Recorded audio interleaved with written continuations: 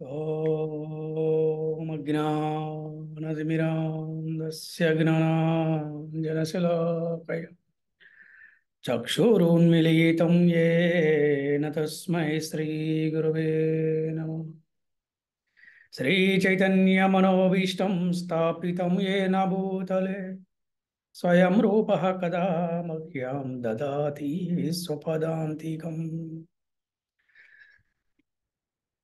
नमावो विष्णुपदाय कृष्णप्रेष्ठाय भूतले श्रीमते भक्तिवेदान्त स्वामिनिति नामिने। नमस्ते सरस्वती देवे गौरवाणी प्रचारिणे निर्विशेष शून्यवादी पाश्चात्यते सतारिणे। जय श्री कृष्ण चैतन्य प्रभु नित्यानंद श्री अद्वैत गदाधर श्रीवासादि गौर भक्त वृंद। हरे कृष्णा कृष्णा कृष्ण हरे हरे हरे राम राम राम हरे हरे। ओम नमो भगवते वासुदेवाय।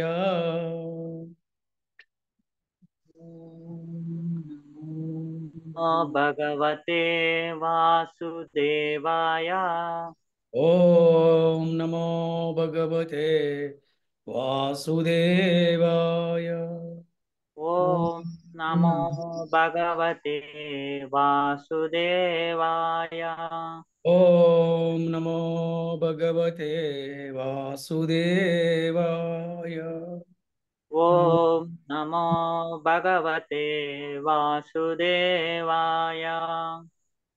ఈనాటి క్లాస్కి వచ్చేసినటువంటి భక్తులందరికీ కూడా ఆత్మీయ ఆహ్వానం పలుకుతున్నాము. హరే కృష్ణ.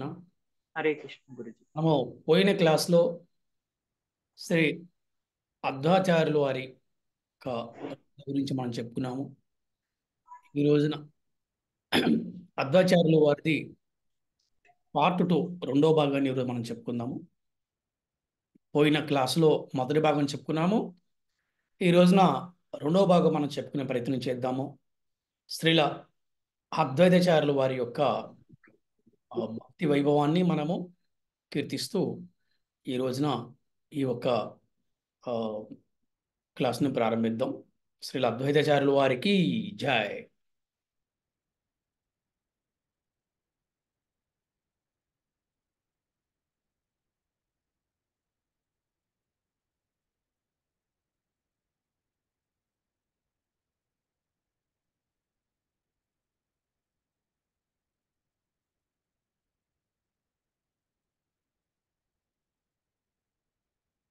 హరే కృష్ణ ఉడిపిలో గురుజీ.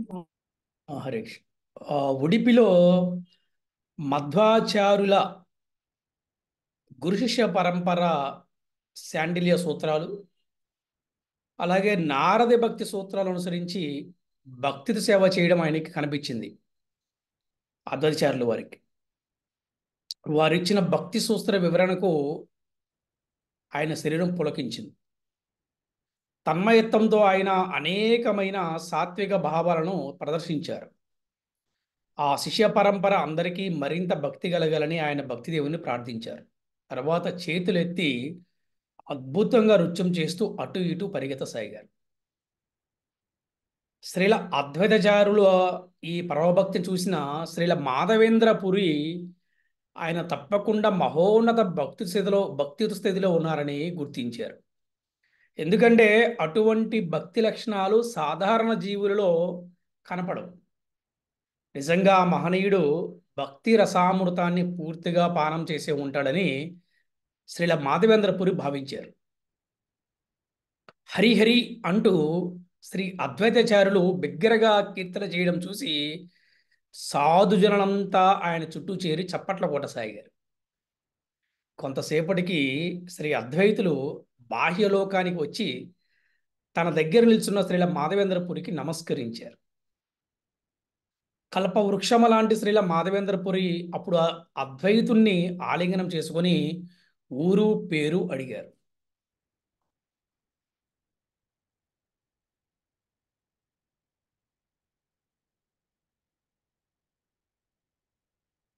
అప్పుడు అద్వైతాచార్యులు ఈ విధంగా అన్నారు, ప్రభు, నా పేరు కమలాక్షుడు, మా ఊరు గంగా తటంలోని శాంతిపురము. మీరు భక్తి శాస్త్రానికే ఆచార్యులు, అంతేకాకుండా సన్యాసులు, కాబట్టి నన్ను శిష్యునిగా స్వీకరించి భక్తి శాస్త్రాన్ని బోధించండి అని అద్వైతాచార్యులు అప్పుడు ప్రాధేయపడ్డారు. ఇక్కడ మనం చూడండి, ఇంతకుముందు తెలుసుకున్నాం మనం. అద్వైతాచార్యులు ఎవరంటే సాక్షాత్తు విష్ణుమూర్తి, అలాగే శివుడు. సదాశివుడి యొక్క ఆ, అంశగా ఆయన ఆవిర్భవించారని మనం చెప్పుకున్నాం. అంటే అటువంటి మహోన్నతమైనటువంటి భగవంతుడు ఒక మానవ జన్మ తీసుకున్న తర్వాత ఏ విధంగా ఒక గురువుని కలిసి ఆ, ఏ విధంగా వినయంగా విధేయంగా ప్రాధాయపడ్డాడు ఇక్కడ చూడండి. ఎంత చక్కగా తెలుసుకోవాలి మనం. ఈ విధంగా అంటే సాక్షాత్తు భగవంతుడే ఇక్కడ మాధవేంద్రపూర్ని అడుగుతున్నారు, నన్ను మీరు శిష్యులుగా స్వీకరించండి, శిష్యునిగా స్వీకరించండి, అలాగే భక్తి శాస్త్రాన్ని బోధించండి అని చెప్పబడుతున్నారు. అద్వైతుల వినమ్ర స్వభావానికి ఆనందించిన శ్రీల మాధవేంద్రపురి ఆయన దగ్గర ఆశ్రయం ఇచ్చి శ్రీమద్ భాగవతానికి మధ్వాచార్యుల వ్యాఖ్యానాన్ని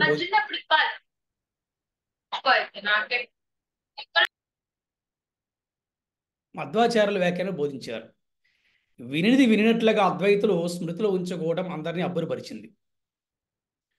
అంటే మనం చెప్పుకున్నాం, ఈ సాంప్రదాయం మనకి ఉడిపి ఈ ఉడిపిలో ఉన్నటువంటి ఆ కృష్ణుడి విగ్రహాన్ని ఇప్పుడు కూడా మనం చూస్తే మధ్వాచార్యుల వారే స్వయంగా ఆ విగ్రహాన్ని ప్రతిష్ఠించారనమాట. అందుకే ఈ యొక్క మన సాంప్రదాయానికి ఆ, మధ్వాచార్య సాంప్రదాయం అంటారు. అంటే బ్రహ్మ, మధ్వ, గౌడీయ, వైష్ణవ సాంప్రదాయం అంటారు అన్నమాట. అంటే మధ్వాచార్యులతో ప్రారంభమైనటువంటి ఈ కృష్ణ భక్తి, ఆ తర్వాత ఈ యొక్క గౌడీ దేశం అంటారు దీన్ని, బెంగాల్ని. ఈ గౌడీ దేశంలో శ్రీ చైతన్య మహాప్రభు ఆవిర్భవించడం జరిగింది. శ్రీ చైతన్య మహాప్రభు ఆవిర్భవించిన తర్వాత ఆయన ఈ దేశమంతా కూడా ఆయన ఈ యొక్క ప్రచారం చేశారు బాగా. ఈ భక్తి ప్రచారం చేయటం వల్ల దీనికి గౌడీయ వైష్ణవ సాంప్రదాయం అని పేరు వచ్చిందనమాట. ఈ విధంగా భాగవతానికి మధ్వాచార్యులు వ్యాఖ్యాన్ని బోధించారు. ఈ అద్వైతాచార్యుల వారు చూడండి, స్మృతిలో ఉంచుకోవడం అందరినీ అబ్బురపరిచింది అనమాట. అంటే అంత గుర్తుపెట్టుకోవటం, అంటే వినిది వినినట్లుగా. ఒకరోజు శ్రీల అద్వైతాచార్యులు శ్రీల మాధవేంద్రపురితో మాట్లాడుతూ, గురుదేవ, కలియుగ ప్రభావం వలన జనులు భక్తిని స్వీకరించడం లేదు. ఎక్కడికి పోయినా మనకు చెడ్డ అలవాట్లే కనిపిస్తున్నాయి. కృష్ణ నామాన్ని వినడానికైనా జనులు ఇష్టపడడం లేదు. ఈ జనుల ఉద్ధారానికి ఏదైనా మార్గాన్ని నాకు బోధించండి అని ప్రార్థించాడు. ఇక్కడ మనం గుర్తుపెట్టుకోవాలంటే, ఈ కలియుగములో ఈరోజు మనందరం కూడా ఈ హరే కృష్ణ మహామంత్రం జపం చూస్తున్నామంటే ఈ ఒక్క కీర్తి, ఈ ఒక్క క్రెడిట్ అంతా కూడా అద్వైతాచార్యుల వారికి ఇవ్వాలి. ఇక్కడ మనం చూడండి, ఈ కలియుగ ప్రభావం వలన భక్తిని ఎవరు స్వీకరించరు. ఎక్కడ పోయినా కూడా చెడ్డ అలవాటే కనబడుతున్నాయి. ఈ కృష్ణనామాన్ని వినడానికి జనులు ఎవరు ఇష్టపడలేదు. ఈ జనుల్ని ఉద్ధరించడానికి ఏదైనా మార్గాన్ని నాకు బోధించాలని చెప్పి అడిగాడు అనమాట. ఎవరిని? అలా గురుదేవుల్ని. అప్పుడు ఈ అద్వైతాచార్యుల వారి మాటలకి పూర్తి చెందిన వారి శ్రీల మాధవేంద్రపురి ఆయనతో, కమలాక్ష, నీవు నిజంగా కరుణా సముద్రుడవు. అందుకే చూడండి, వైష్ణవులు ఎలాంటి వాళ్ళంటే, వైష్ణవులు దయామయులు, కరుణామయులు అంటారనమాట. ఆయన చూడండి ఏంటి, ఈ యొక్క ప్రజలందరూ కూడా ఈ చెడ్డ అలవాట్లతో ఉన్నారు, వీళ్ళందరికీ ఏదైనా ఉపాయాన్ని చూపించాలి మనం చెప్పి అనుకున్నప్పుడు, అలా గురువుగారు అన్నారు, నీవు కరుణా సముద్రుడు, అందుకే సర్వదా కూడా నువ్వు లోక కళ్యాణం గురించి ఆలోచిస్తున్నావు, జీవ కళ్యాణం గురించి ఆలోచిస్తున్నావు. ఇటువంటి భావన సామాన్య మానవుల్లో కనపడదు. సామాన్య మానవులు ఎలా ఉంటారంటే, ఎంతప్పటికీ నేను, నా కుటుంబము, నా ఇల్లు, నేను, నాది అనే దాంట్లో ఉంటారు. కానీ ఈ వైష్ణవులు, అలాగే గొప్ప భక్తులు ఎలా ఉంటారు అంటే చూడండి, పరులు దుఃఖములో ఉంటే చూసి తట్టుకోలేక వారి సహాయం చేయడం సిద్ధపడతారు. వారినే వైష్ణవు అంటారు. ఇటువంటి లక్షణాలు సామాన్య మానవులు కనిపించవు. వాడు ఎటుపోతే నాకెందుకు చెప్పి అనుకుంటారు జనరల్గా. అందుకని శ్రీల మాధవేంద్రపురి శిష్యుడితో అంటున్నాడు ఈ విధంగా, నువ్వు కరుణా సముద్రుడు, అందుకని నువ్వు ఎప్పుడు కూడా ఈ లోక కళ్యాణం గురించి ఆలోచిస్తున్నావు, ఈ జీవుల గురించి ఆలోచిస్తున్నావు. ఇటువంటి భావన సామాన్యమైన మానవులకు కనిపించదు. దైవీ శక్తి కలిగిన వాడికే ఇటువంటి దైవీ సంపదని కలిగి ఉంటాడు. నిజమైన సంపద అంటే అదే. సంపద అంటారు కదా, దైవీ సంపద అన్నమాట ఇది. దైవ శక్తి కలిగిన వాడే ఇటువంటి దైవీ సంపదను కలిగి ఉంటాడు అనమాట. అది నిజమైన సంపద అంటే అదే. డబ్బు ఒకటే సంపద కాదనమాట. భగవంతుడు అవతరించినదే జనుల ఉద్ధారం జరగదు. ఎవరు చెప్తున్నారు? మాధవేంద్రపురి చెప్తున్నారు. భగవంతుడు అవతరించినదే జనుల ఉద్ధారణం జరగదు. అందుకే కలియుగంలో ధర్మాన్ని నెలకొల్పడానికి భగవంతుడే విర్భవిస్తాడు. ఆ దేవదేవుని ఆవిర్భావం గురించి ప్రధానమైన నిదర్శనము అనంత సంహితలో మరింత సూచన శ్రీమద్ భాగవతంలో చెప్పబడిందని అన్నారు. అంటే మనకు తెలుసు కదా, చెప్పుకున్నాం. పరిత్రాణాయ సాధూనాం వినాశాయ చ దుష్కృతం ధర్మ సంస్థాపనార్థాయ సంభవామి యుగే యుగే. కొన్నిసార్లు భగవంతుడు ప్రత్యక్షంగాను, కొన్నిసార్లు పరోక్షంగా అవతరిస్తాడనమాట. కానీ ఈ కలియుగంలో మనం చూస్తే గనక కేవలం ఒక పాదం మీదనే ధర్మం ఉన్నది, 3 పాదాల మీద అధర్మం ఉన్నది. ఇటువంటి టైంలో ఎవరు రావాలి? సాక్షాత్తు భగవంతుడు అవతరించాల్సిందే ఇక. అందుకని శ్రీల మాధవేంద్ర శిష్యుడు చెప్తున్నాడు ఏమనంటే, నాయనా, ఈ కలియుగంలో ధర్మం నిలబడడానికి భగవంతుడే ఆవిర్భవిస్తాడు. దీని గురించి ఇంకా సూచన ఎక్కడుంది? శ్రీమద్ భాగవతంలో చెప్పబడిందని చెప్పడం జరిగిందన్నమాట. శ్రీమద్ భాగవతంలో ఈ మాట వినగానే శ్రీల అద్వైతాచార్యులు, ఆ అనంత సంహిత ఇప్పుడు ఎక్కడ దొరుకుతుంది, నాకు దానిని చూడాలనే బాగా కోరికగా ఉంది అని అన్నారు. ఆ అభ్యర్థిని వినగానే శ్రీల మాధవేంద్రపురి తన దగ్గర ఉన్నట్టు అనంత సంహిత ప్రతిని, అనంత సంహిత ఆ పుస్తకాన్ని శ్రీ అద్వైతులకు ఇచ్చి దాని నుండి ముఖ్యమైన శ్లోకాన్ని చూపించారు. షడ్విభూతి పూర్ణుడైన నందనందనుడే నవదీపములో శ్రీ గౌరాంగునిగా ఆవిర్భవిస్తాడు. ఎవరు గౌరాంగుడు? చైతన్య మహాప్రభు గురుజీ, కృష్ణుడు. చైతన్య మహాప్రభు. ఇప్పుడు నవదీపం ఎక్కడ ఉంది ప్రజెంట్? పశ్చిమ మాయాపూర్. పశ్చిమ బంగాల్ మాయాపూర్లో. అతడు సమస్త అంటే హరినామ సంకీర్తనము ద్వారా భగవత్ ప్రేమను జనులకు పంచి అతడు సమస్త ప్రపంచాన్ని ఉద్ధరిస్తాడు అని అందులో చదవగానే అద్వైతుల తనువులో పులకింతలు కలిగాయన్నమాట. అంటే ఇది ఎక్కడ ఉంది? భాగవతంలో ఉంది. ఏమని? షడ్విభూతి పూర్ణుడి నందనుడే నవదీపులో శ్రీ గౌరాంగును గౌరవిస్తాడు, హరినామ సంకీర్తనం ద్వారా భగవత్ ప్రేమను జనులకు పంచి అతడు సమస్త ప్రపంచాన్ని ఉద్ధరిస్తాడు అని అందులో చదవగానే అద్వైతుల తనువులో పులకింతలు వచ్చాయన్నమాట. అందుకని కలియుగంలో మనం చూస్తే భగవంతుడు, చాలామంది అంటుంటారు భగవంతుడు దశావతారాలు అంటే 10 అవతారాలు అని చెప్పి అంటూ ఉంటారు. మరి భాగవతం ప్రకారం భాగవతంలో ఆచార్యులు భగవంతుని 22 అవతారాలుగా వర్ణించారు. 22 అవతారాలుగా వర్ణించారు. అయితే భగవంతుడు కేవలం 22 అవతారాలేనా? ఎవరైనా చెప్తారా? లేదు గురూజీ, అనంత కోటి అవతారాలు ఉన్నాయి. అనంత కోటి. కానీ ఈ ఆచార్యులు ఈ 22 అవతారాలు వర్ణించారు. ఫర్ ఎగ్జాంపుల్ చూడండి, ఈ 22 అవతారాలలో పూరి జగన్నాథుల వారి అవతారం ఉందా? ఉండదు గురూజీ. లేదు గురూజీ. వెంకటేశ్వర స్వామి అవతారం ఉన్నదా? లేదు గురూజీ. అంటే ఇక్కడ మనం తెలుసుకోవాల్సిన, భగవంతుడికి అనంత కోటి అవతారాలు ఉన్నాయి, అనంత కోటి నామాలు ఉన్నాయి అండి. కానీ మన ఆచార్యులు వారి వారి యొక్క అనుభవాలని జోడించి 22 అవతారాలను వర్ణించారు మన శ్రీమద్ భాగవతంలో. అయితే ఇన్ని అవతారాల భగవంతుడు కేవలము ఈ కలియుగంలో ఈ శ్రీ చైతన్య మహాప్రభు అవతారంలోనే భక్తుడిగా అవతరించారు. భక్తుడిగా అవతరించారు. ఇంతకుముందు ఎలాగైనా మనం చూసాం.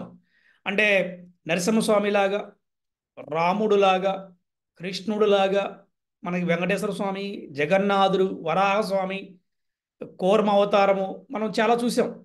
కానీ ఇక్కడ చూస్తే కలియుగంలో శ్రీ చైతన్య మహాప్రభు భక్త అవతారములో ఆయన ఆవిర్భవిస్తారు. అంటే ఈ కలియుగంలో కృష్ణ భక్తి ఎలా చెయ్యాలి అని భగవంతుడే భక్తుడి అవతారంలో వచ్చి కృష్ణ భక్తి చేస్తూ కృష్ణ భక్తి ఇలా చెయ్యాలని చెప్పి చూపించారు. అంటే భగవంతుడే ప్రత్యక్షంగా భక్తుడు అవతారంలో ఆవిర్భవించి ఈ జనులందరికీ కూడా ఈ యొక్క యుగధర్మమైనటువంటి హరిభక్తిని ఇచ్చారు. అందుకే చూడండి, ఇవాళ ప్రతి ఒక్క దేశంలో, ప్రతి ఒక్క రాష్ట్రంలో, ఇవాళ ఆఖరికి ప్రతి ఒక్క ఊరిలో కూడా హరే కృష్ణ మహామంత్ర జపం చేస్తున్నారంటే దానికి మొట్టమొదటి బీజం వేసిన ఎవరు అంటే శ్రీ అద్వైతాచార్యుల వారు అనమాట. ఎందుకంటే ఆయన బాధపడ్డారు, అరే ఏంటి ఈ కలియుగంలో ఈ పూజలేంటి, ఈ సిద్ధాంతాలేంటి, ఈ తత్వాలేంటి, అరే ఏంటి ఈ ఎన్ని చేసినా కూడా వారి యొక్క చెడ్డలవాట్లు మానుకోవట్లేదు అని ఆయన బాధపడి వాళ్ళ గురువు గారిని అడిగినప్పుడు వాళ్ళ గురువు గారు మాధవేంద్రపురి చెప్పారు, నాయనా తప్పకుండా భగవంతుడే ఆవిర్భవిస్తాడు, భగవంతుడే ఆవిర్భవిస్తారు అని చెప్పారన్నమాట.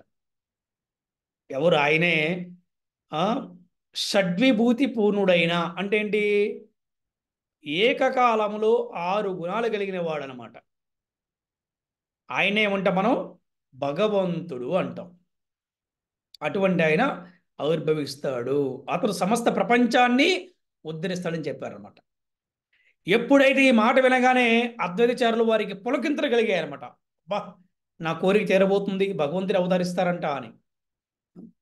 వెంటనే ఆయన గౌరాంగుని నామాన్ని బిగ్గరగా 3 సార్లు గొంతెత్తి గట్టిగా పలికారు.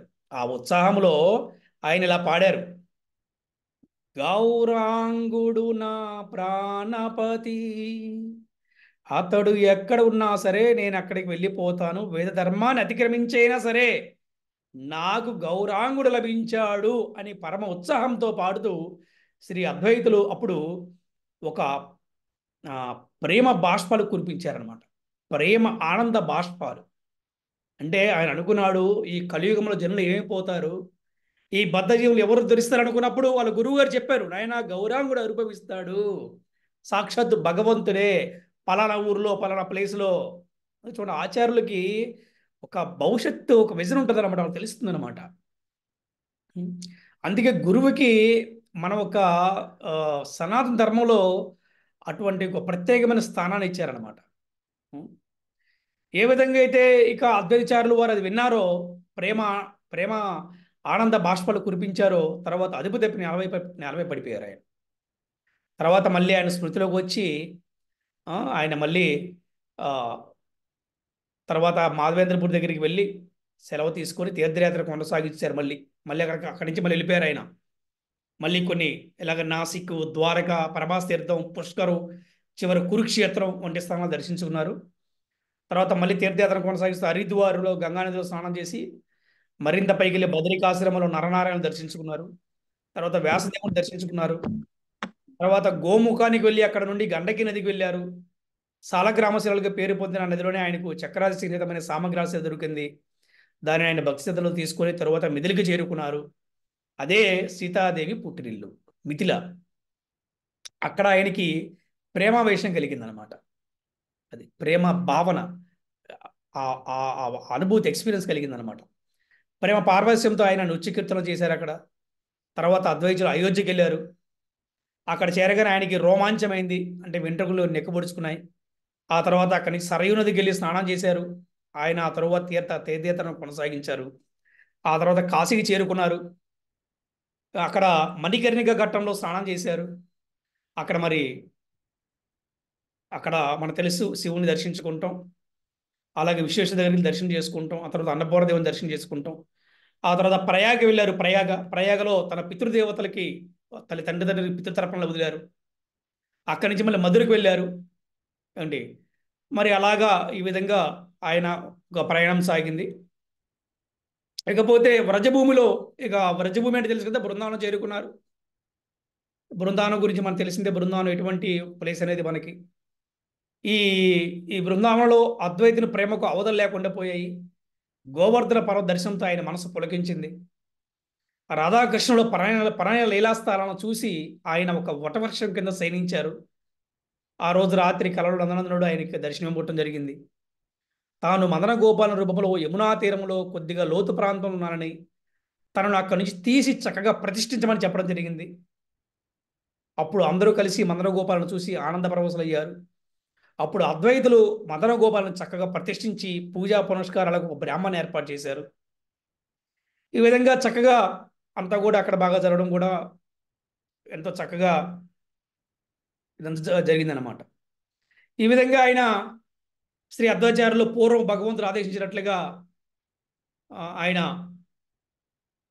ఈ విధంగా భక్తుల ముందుకెళ్తూ ఎప్పుడైతే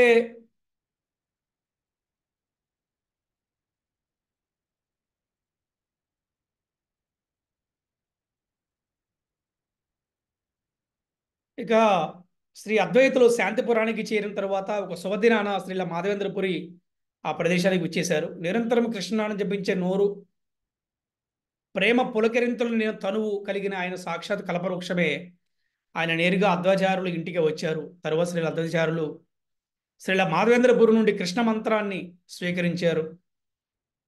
గురు సేవలో శ్రీ అద్వైతులు పూర్ణానందాన్ని పొందారు. అంటే చూడండి, సాక్షాత్తు విష్ణుమూర్తి యొక్క, శివుడి యొక్క అంశమైనటువంటి అద్వైతాచార్యుల వారు ఆయన మాధవేంద్రపురి నుంచి కృష్ణ మంత్రాన్ని స్వీకరించారు. గురువుకు సేవ చేసి ఎంతో ఆనందాన్ని పొందారు. కొంతకాలానికి శ్రీల మాధవేంద్రపురి జగన్నాథపురి వెళ్లేందుకు అద్వైతాచార్యుల వారి అనుమతిని కోరారు. కానీ అద్వైతాచార్యులు ఆయన అక్కడి నుంచి అక్కడే ఉండిపోమని చెప్పడం జరిగింది. ఈ విధంగా అద్వైతాచార్యుల వారి యొక్క రెండవ భాగాన్ని ఈరోజు మనం చెప్పుకున్నాము.